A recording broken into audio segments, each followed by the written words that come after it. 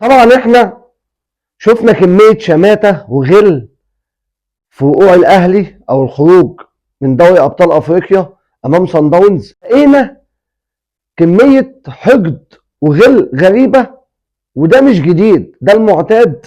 لما تكون ناجح لازم يكون ليك اعداء وليك ناس بتحقد عليك ومش عايزاك تشوفك احسن ما انت موجود، عايزاك تفضل واقع على طول، مش عايزاك تفضل تتقدم وتفضل ناجح. بس احنا دول عارفين اللي هو ده مبدأ عام في الحياة، مش في الكورة بس هنا احنا عايزين نقول لهم حاجة. لما تيجوا تتكلموا عن حاجة تبقوا متأكدين منها، ما تبقاش اسطوانات فارغة انتوا بتقولوها وخلاص. خصوصا اخر كلمتين قالوهم، قال لك ايه ده، هم اصلا خدوا افريقيا مع الزمالك عشان ياخدوا مع الاهلي افريقيا؟ طبعا هم قصدهم هنا على مين؟ على الثلاث اقلام اللي هم اصعب ثلاث اقلام في حياتهم خدوهم. وهم مين؟ وهو واحد زي امام عاشور، واحد زي بن شرقي، واحد زي زيزو.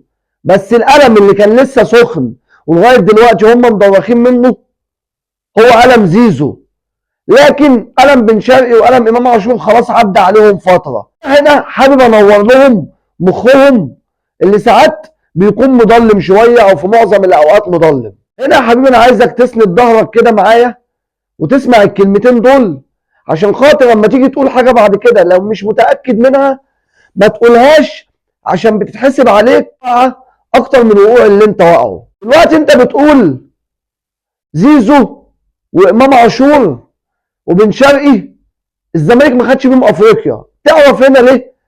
السؤال بيجاوب على نفسه، عشان الزمالك فريق واقع وفاشل، فهنا انتهت الاجابه عن السؤال. هتيجي هنا عن بعبع افريقيا واسد القاره النادي الاهلي، هتقول لي ما خدوش معاهم افريقيا. اقول لك لا، حاسب يا عم، وحد الله كده، هو مين اللي ما خدش افريقيا؟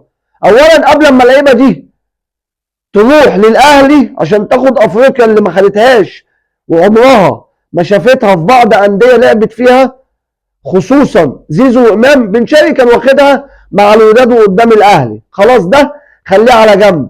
انت هنا بتقول الزمالك، فانا اقول لك بقى يا حبيب قلبي، الناس دي لما كانت في الزمالك اتاخد منهم القضيه في نهايه القرن في 2020، ومعانا صور بتوريك كم البؤس اللي اللعيبه دي كانت فيه لما كانوا في الزمالك.